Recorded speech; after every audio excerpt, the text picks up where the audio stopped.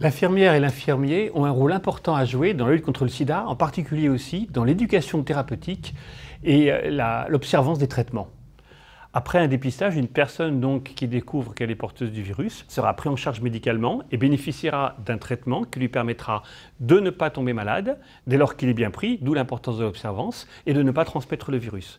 Les infirmiers et infirmières ont un rôle important pour aider les patients à respecter cette observance, à comprendre les posologies, les éventuels effets secondaires, l'importance de la régularité de ces traitements. Certains patients, par exemple, prennent un comprimé par jour, à 20 heures, tous les jours. Et cette régularité est essentielle. L'infirmière et l'infirmier doivent être bien sûr à l'écoute, sans aucune forme de jugement, et un confident potentiel, dans le cadre du secret professionnel, qu'il faut toujours rappeler, qui permettra à la personne sous traitement de lui parler de son mode de vie et de la difficulté quelquefois d'une bonne observance, du fait de la consommation de produits ou d'horaires décalés par exemple. La prise en charge des personnes séropositives, dans le cadre de l'accompagnement à un suivi thérapeutique efficace, est pluridisciplinaire. Et c'est important, là encore, que l'infirmière, l'infirmier, dans certains cas, puisse orienter vers kinésithérapeutes, diététiciens, diététiciennes, qui vont pouvoir donner des conseils pour que le cadre de vie soit le meilleur possible, malgré les effets éventuels secondaires des traitements. L'éducation thérapeutique, c'est aussi de donner toutes les clés aux patients pour qu'ils soient le plus autonomes possible et responsables. Ça passe par une information encore claire et précise qu'il va pouvoir partager avec ses proches, qui eux aussi peuvent être très inquiets des éventuels risques de transmission, parce que les gens conservent des images d'une transmission très facilitée, malgré les traitements, ce qui n'est pas le cas. Même du côté des soignants, il y a ce qu'on appelle une forme de sérophobie,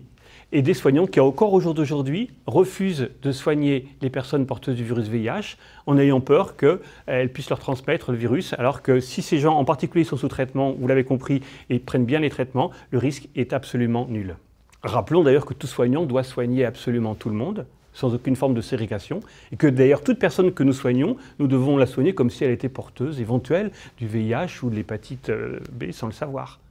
Dire sa séropositivité à ses proches ou même à son entourage peut être quelque chose de pesant, de lourd, de nécessaire, d'utile, voire pas. Et l'échange avec l'infirmier-infirmière peut aider la personne à analyser la situation. Si je le disais, à quoi ça servirait, qu'est-ce que ça apporterait, quels seraient les risques, quels conseils on peut apporter pour que les choses se passent au mieux si elles sont nécessaires ou si elles sont jugées nécessaires. Afin de mobiliser les étudiants en soins infirmiers sur cette thématique de l'observance thérapeutique,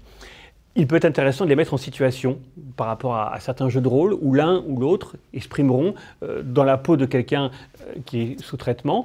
un oubli de comprimé par exemple, ou le problème lié à un déplacement, un voyage à l'étranger, comment fait-on par rapport à ces traitements, pour voir comment l'autre aurait les éléments de réponse à ces situations très concrètes et très précises. Il peut être intéressant aussi de mobiliser les étudiants sur les maladies chroniques en général, bien sûr le VIH, mais d'autres comme le diabète, et la question étant comment bien vivre avec.